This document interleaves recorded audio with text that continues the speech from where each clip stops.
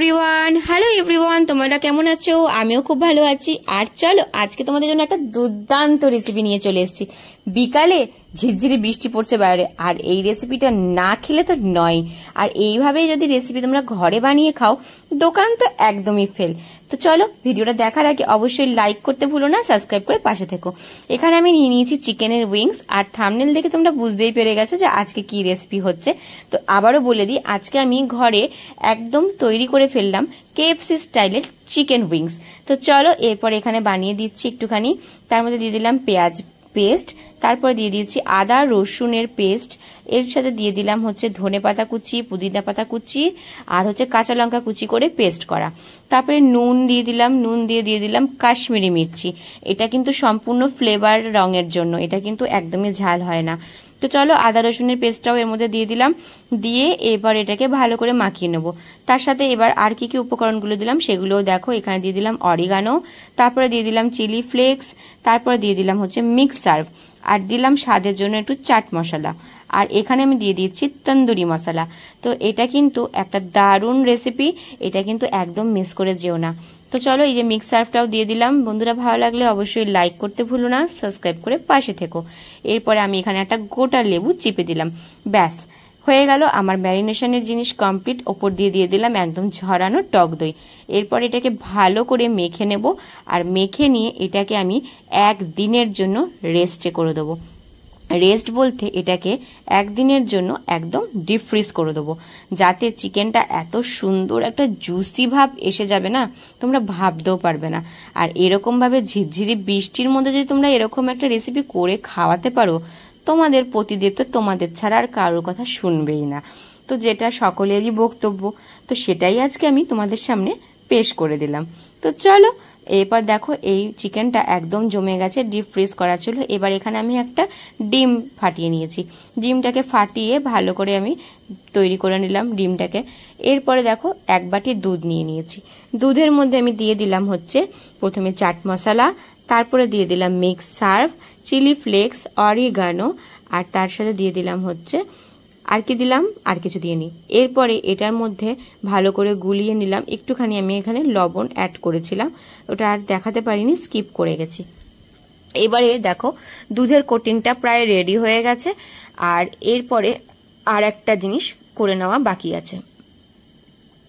KFC স্টাইলের chicken যখন বাচ্চাদের বলা হয়, তারা তো একদম লাফিয়ে পড়ে খাওয়ার জন্য। তাই আজকে ঘরেই বানিয়ে ফেলে দেখো না, যদি একটু তাদের মন জিততে পারো। এরপরে দেখো একটুখানি হাফ কাপ ময়দা আর হাফ কাপ আমি নিয়ে নিলাম হচ্ছে এখানে কর্নফ্লাওয়ার। তারপরে এর মধ্যে চাট মশলা, তারপরে চিলি ফ্লেক্স, অরিগানো দিয়ে আর একটা সুন্দর একটা ব্যাটার তৈরি করে নিলাম।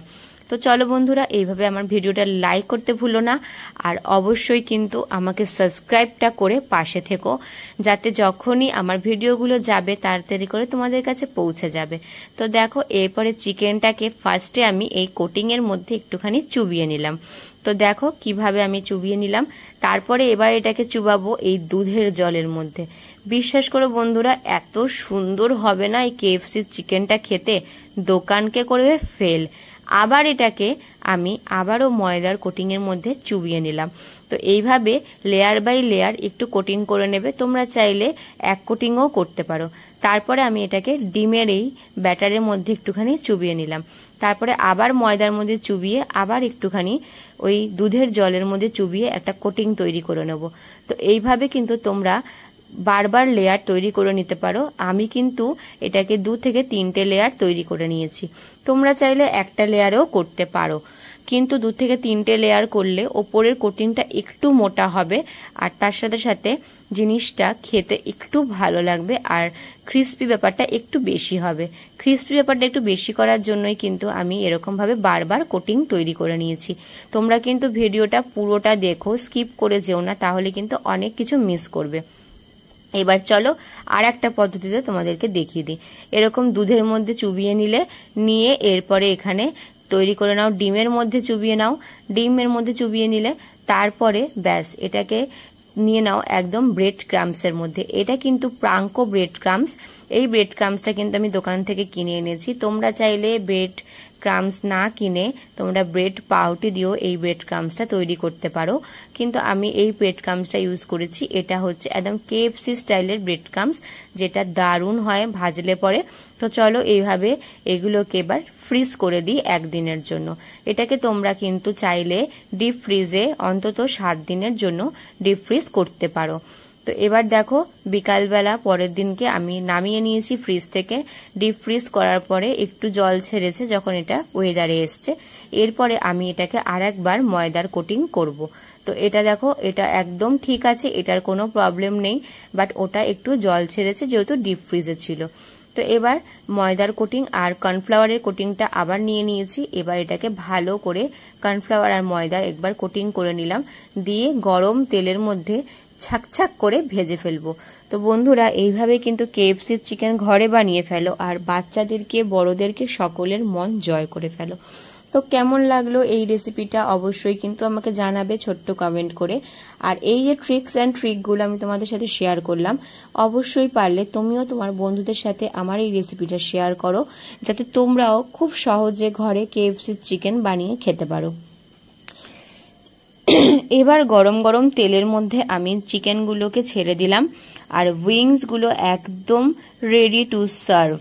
তো চলো এবার এগুলো রেডি হয়ে গেছে, আর দেখো ছেড়ে দেওয়ার পরে কি সুন্দরভাবে এগুলো একদম ক্রিস্পি ভাবে ভাজা হয়ে যাচ্ছে। আর এই পর্যায়ে চাইলে তোমরা আরও তেল দিয়ে ছাকা তেলে ভাজতে পারো, কিন্তু এটা কিন্তু অবশ্যই মাথায় রাখবে চিকেনগুলো যেন তেলের নিচে ডিপ হয়ে যায়, উপরে যেন উঠে না থাকে। এগুলো কিন্তু অবশ্যই ছাকা তেলে ভাজতে হবে, তাতে যদি তোমার ঘরের পুরো তেলও ধ্বংস হয়, ধ্বংস করে দেবে। তো এটা আমি একজনকে ডেডিকেট করলাম, বন্ধুরা কিছু মনে করো না। তো চলো বন্ধুরা এইভাবে চিকেনগুলোকে একদম ভাজা ভাজা করে ফেলো আর তুলে ফেলো। আজকের কিন্তু বিকালটা আমাদের একদম জমে যাচ্ছে এইভাবে কেএফসির চিকেন দিয়ে। আর এটা আমি পরিবেশন করব মেয়োনিজ আর সুন্দর একটা তৈরি করে রেখেছি পেঁয়াজের একটা রেসিপি, সেটা দিয়ে। সেই রেসিপিটা যদি জানতে চাও অবশ্যই কিন্তু আমাকে একটা ছোট্ট কমেন্ট করতে হবে। আর এরকম সুন্দর দেখো কতটা ক্রিস্পি হয়েছে আর কতটা জুসি আমি তোমাদেরকে অবশ্যই দেখাবো। তো দেখো বন্ধুরা ক্রিস্পিটা কতটা হয়েছে। এবার আমি ব্রেড ক্রামসেরটাও ছেড়ে দিয়েছি, সেটাকেও কিছুক্ষণ ভাজা হয়ে যাবে।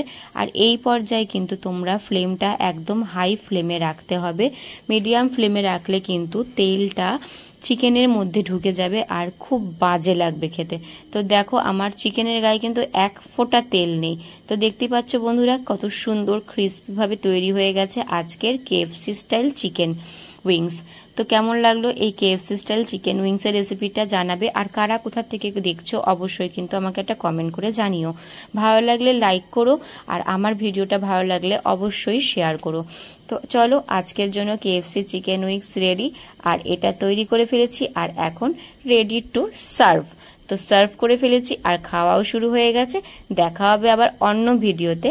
এইভাবে পাশে থেকো। আর এই দেখো কতটা ক্রিস্পি হয়েছে, তোমাদেরকে আমি একটু বাড়ি মেরে দেখিয়ে দিলাম। তো চলো বন্ধুরা এইভাবে বানিয়ে ফেলো, আর দেখা হবে অন্য ভিডিওতে। ভালো লাগলে লাইক করো।